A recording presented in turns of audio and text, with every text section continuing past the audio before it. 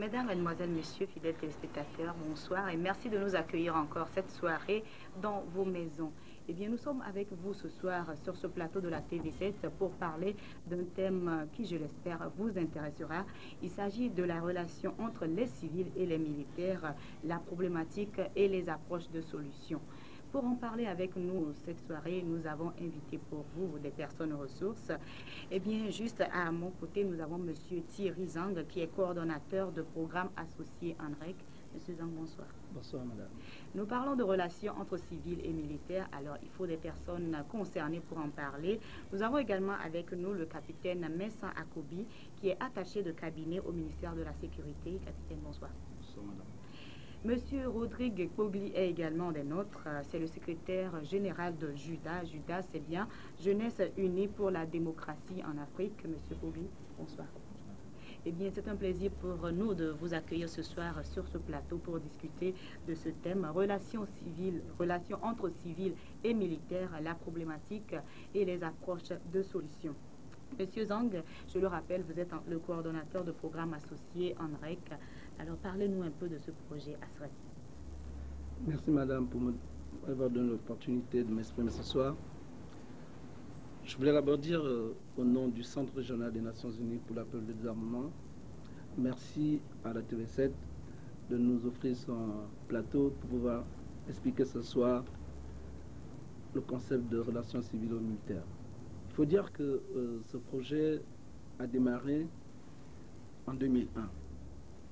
Et ce projet répond à une demande qui a été faite par les États africains lors de deux sommets, le sommet de chefs d'État en Alger en 1999 et un deuxième sommet qui s'est tenu ici à Lomé en 2001. Les chefs d'État africains donc avaient décidé d'exclure de leur réunion statutaire tout pouvoir issu d'un putsch militaire. Et sur la base de cette demande, les Nations Unies, à travers le centre régional dont le siège social se trouve ici au Togo, ont décidé d'offrir à l'ensemble des pays africains un programme de modernisation des institutions de défense et de sécurité. À l'intérieur de ce programme se trouve donc la composante promotion des relations civilo-militaires. Donc ce programme qui a démarré en 2001 a cumulé ici par l'organisation d'un séminaire de validation d'un code de conduite pour les forces armées de sécurité en Afrique. Et sur la base de ce code de conduite, il nous a paru opportun de promouvoir donc ce code de conduite, quand de même il n'avait pas encore été adopté par l'ensemble des États, mais en promouvoir les plus grands axes. Et c'est sur cette base que nous avons ciblé un certain nombre de pays pour pouvoir mettre en œuvre ce programme. Et pour ce qui concerne le Togo a été choisi comme pays pilote pour la mise en œuvre de ce programme de promotion des relations civiles militaires en Afrique. Bien, merci, M. Zang. Alors, dites-nous, ce projet, le Togo a été choisi comme un pays pilote. Au jour d'aujourd'hui, quel est l'état des relations entre les civils et les militaires? Bien, madame, il faut peut-être signaler qu'en 2006, le Centre régional des Nations Unies pour l'appel des armes en Afrique a lancé une étude sur la perception que les civils militaires et que les civils togolais ont des militaires et inversement.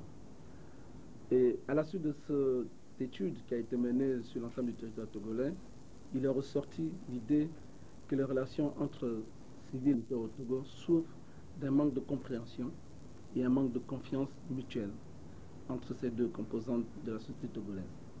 En effet, les civils, à tort ou à raison, reprochent au corps habillé d'une manière générale le fait que ceux-ci s'immiscent de manière intempestive dans le jeu politique interne. Ça, c'est le premier reproche. Le deuxième reproche qui est fait et qui sort de cette étude, c'est que pour les civils, les forces armées de sécurité abusent du pouvoir légitime que leur confère l'autorité de l'État pour violer les droits et libertés fondamentales des personnes. Et d'un autre côté, les militaires ou les forces armées de sécurité